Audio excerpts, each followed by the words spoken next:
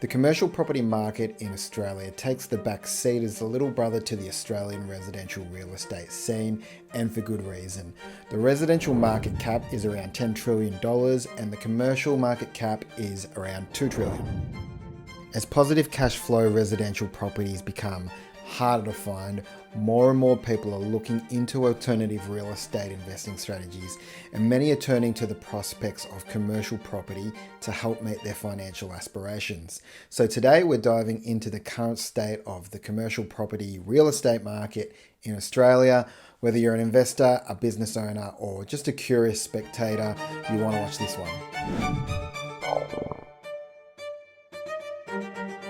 Before we get started, I want to mention something important. The reason I do this is to help people answer the question of how do I make it financially.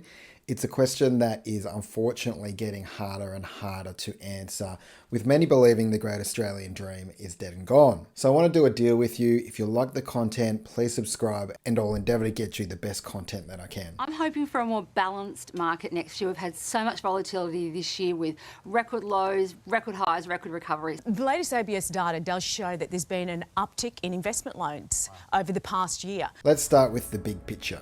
The current market really reflects our changing world, and here's how. Most people think office and retail properties and correctly assume there are going to be some turbulent times for these asset classes, and for the most part they will be right.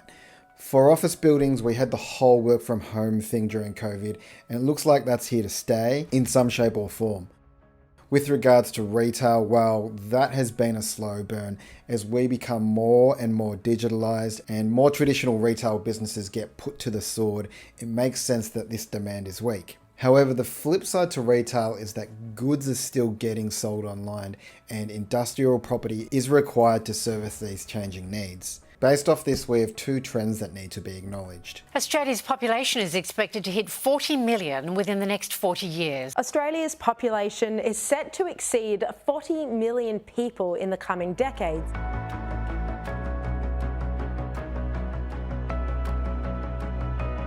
Number one, population growth. This topic really triggers a large part of the YouTube crowd. If that's you, I just want you to put that aside for a second because it doesn't help to objectively look at things. With our growing population and how our governments at state and federal levels cannot plan for the supply of residential property to meet the current needs, then they will not have planned for the commercial needs of the economy either.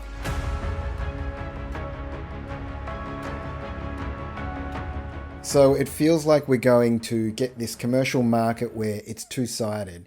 One side is your industrial, which is in demand, has large amounts of scarcity, and the other side, which is the office and the retail, which will be the exact opposite. When I research these topics, I often pause and I get stuck thinking about stuff, and at this point I stopped and I thought long and hard on the implications for inflation here. If rents are forced up because of the scarcity of commercial property, then the landlords do not simply eat the losses, they pass it on to the tenants, who happen to be business owners, and then they pass that on to the end customer, resulting in higher prices.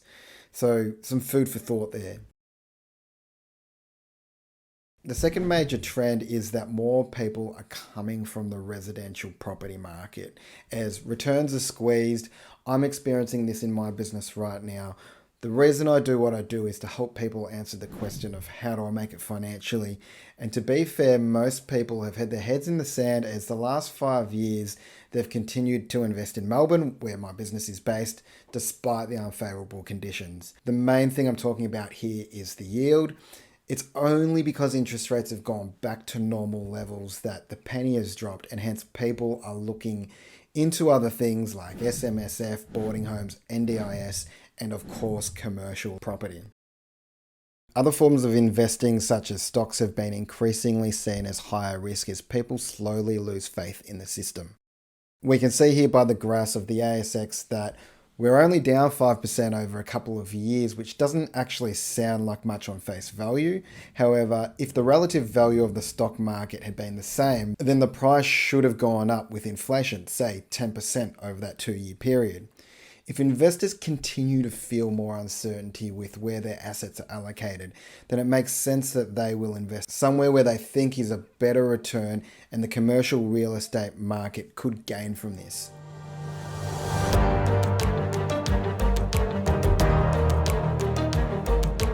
Other economic factors like interest rates, inflation, employment rates play a crucial role.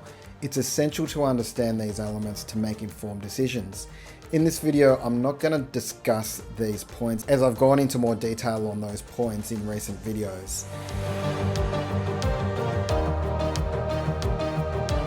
Every region has its story. In recent times, the country regions are starting to have their time in the sun again. As people reassess city living and governments are now more open to decentralising the economy, it creates demand, and commercial real estate needs to evolve to cater for the needs of the community. Investing in regions has its upsides, however, understanding factors like economic diversity, the changing demographics and infrastructure spending all plays a crucial role. In any market there are opportunities and risks. For me, the obvious standout is understanding how commercial property is valued. It's probably something for another video, but I'll jump into it quickly now and hopefully it gives you a good idea. Calculated off what's known as the cap rate. Investopedia explains it as the cap rate is the most popular measure through which real estate investments are assessed for their profitability and return potential. The cap rate simply represents the yield of the property over a 1-year time horizon, assuming the property is purchased on cash and not on a loan. Putting it in layman's terms, it's based off the rental return or the yield. The opportunity here lies in the scarcity of good industrial land, especially in some of the regional areas. As these areas grow, there will be shortfalls in commercial land, which will push yields higher and therefore push prices higher. The risks? Well, they're a bit more nuanced for commercial properties because the market is much smaller. It can be harder to sell if you need to exit your investment, especially in tough economic times. If you're using finance, you need to understand the ins and outs of financing terms and covenants. It's not the same as residential lending, and many have been caught out by this and forced to sell their investments. Unfortunately, this usually happens in uncertain times, so there's a higher probability of having to sell at a discounted price. If you want to look further into commercial properties, I have to be careful about what I say, otherwise it can be taken as financial advice. This is what I do when I look into things. So I'm practicing what I preach here. I like to invest my time heavily up front. It ensures that I don't pay as much with my mistakes. The second thing I do is I put the right people around me to keep me on the right track. It's super important. If you need help with the finance side of things, the team here at Wilbell Mortgage Broker will be happy to be on your side. Our links are below. Our purpose here at Wilbell Mortgage Broker is to help people answer the question of how do I make it financially? A question which is getting harder and harder to answer. So if you feel that I'm contributing in that way, please subscribe for more insights and let's build a financially savvy community together. Thanks for watching.